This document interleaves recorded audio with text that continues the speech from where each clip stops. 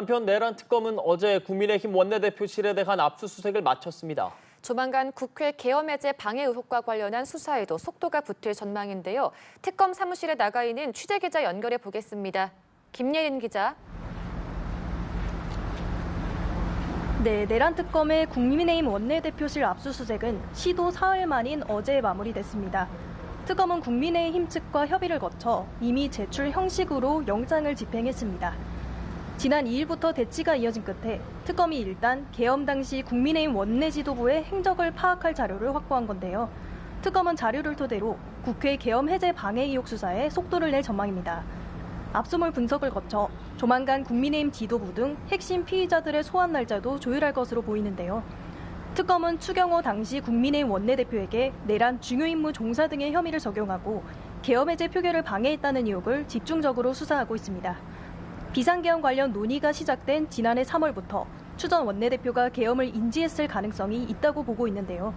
추 전 원내대표는 사전에 계엄을 인지하거나 공모한 적 없었다며 강하게 부인했습니다.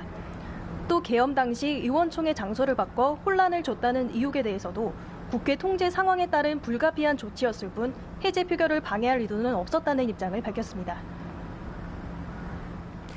순직 해병 특검 수사 상황도 알아보죠.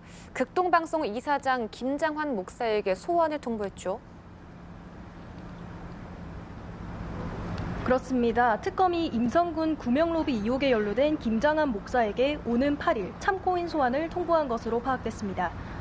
특검은 임성근 전 사단장이 혐의자에서 제외된 시점에 김 목사가 윤석열 전 대통령과 이종섭 전 국방부 장관, 임 전 사단장과 차례로 통화한 내역을 확보했는데요. 김 목사를 비롯한 개신교계 인사들이 구명로비의 통로로 이용됐을 가능성을 의심하고 있습니다. 앞서 극동방송과 여의도 순복음교회, 국민의힘 이철규 의원, 임 전 사단장 부부 등 관련자들에 대한 압수수색도 진행했는데요. 의혹의 핵심인 김 목사에게 소환을 통보한 만큼 개신교계 인사들에 대한 수사도 본격적으로 확대할 전망입니다.